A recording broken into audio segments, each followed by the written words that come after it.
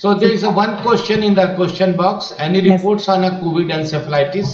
This is asked by Dr. Hemant from Patna. COVID encephalitis. Actually, some cities, both China and Italy, they have reported a quite good number of 2 to 4%. But the problem is reporting whether it is a real encephalitis or it's because of hypoxia or metabolic disturbance. Unless somebody is properly investigated, it's very difficult to differentiate just encephalitis. Because, very real, except for few patients, the coronavirus has not been identified from the CSM. So, unless they are properly investigated, it's very difficult to say actually it's encephalitis or encephalopathy is associated with coronavirus. More likely immune-mediated encephalitis rather than a direct viral infection. Because this, as sir said, that I have not came across any study where they have replicated or proven that the virus in the CSF. So it's most likely immune-mediated encephalitis, para-infections or post-infections that these patients have as a part of diffuse inflammation in the body. So these are the questions which were asked. We invite anyone in the panel to address the The question. first question is a post-COVID neurologic complication. We have talked in a detail about it, and the final comment is going from Dr. Suresh Gupta. Is going to tell about the treatment of post-COVID neurological complication. Dr. Suresh, Yeah. would you like to answer this question? This The one, first one, treatment of post-COVID neurological complications. Yeah. With the treatment, it has been already answered. The treatment remains same. Whether it's a GB syndrome or it's any other neuromuscular disorder or any, except that in a patient of stroke, all these patients should be put on anticoagulation because of hypercoagulable state. Already highlighted the complication treatment will be the same because as a primary disease. The thing is, if you are planning a rituximab or a plasmapheresis, you have to see depending on the condition. There is a question for Dr. Ankush, role of IVIG in primary neuropsychiatric systemic lupus erythematosus.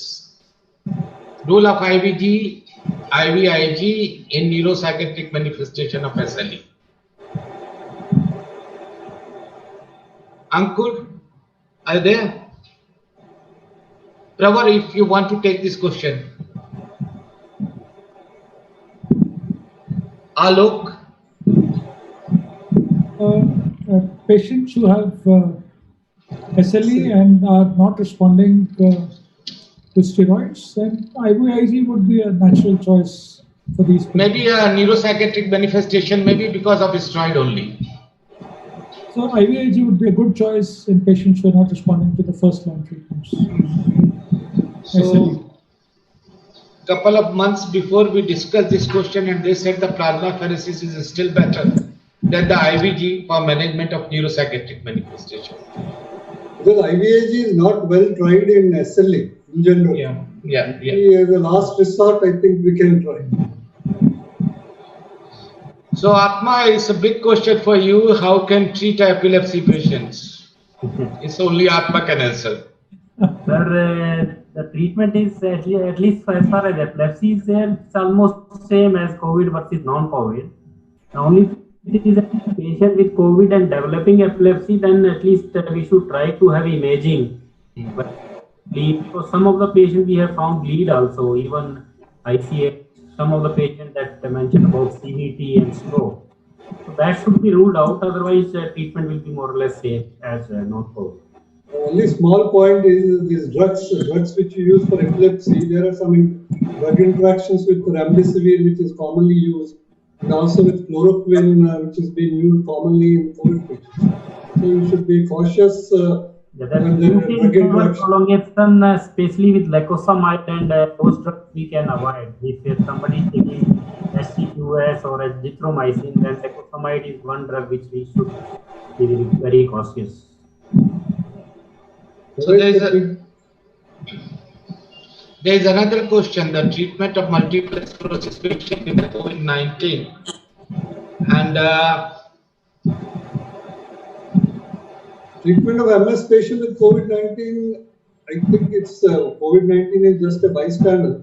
The treatment is same as the MS patient. Anything else we are already cautioned.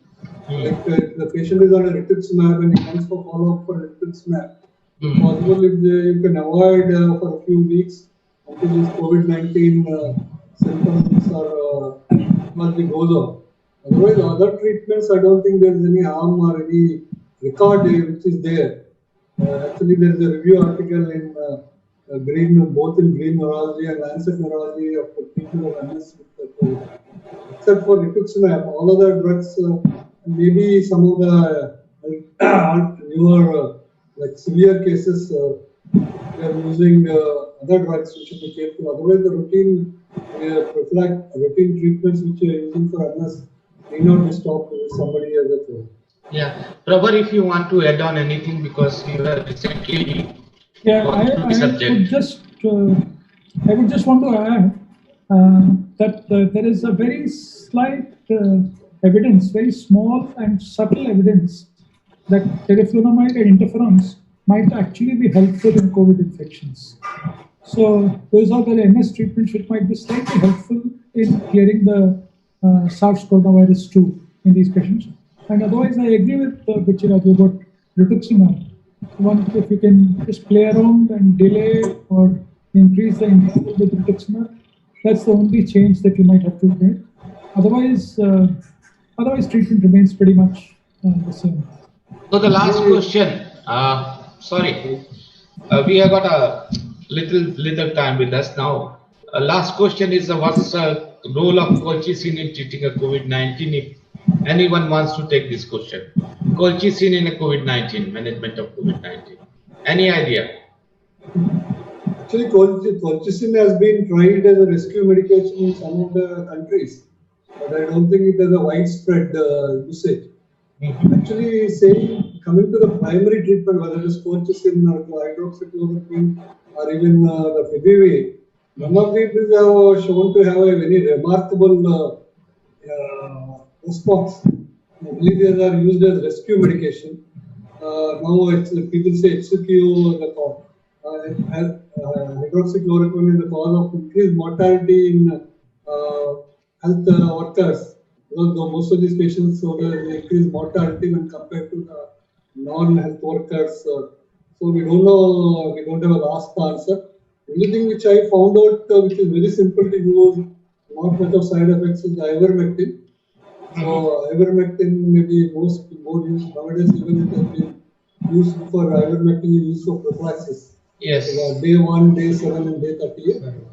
Colchicine people have used as rescue medication. I don't think any primary, whether you give any treatment or don't give treatment, because we don't have any double-blind studies to say any of these are. So my final question to Dr. Suresh Gupta is, what if we leave India, go to Nepal or Sri Lanka, settle down there for a couple of months, and come down when the vaccine is available?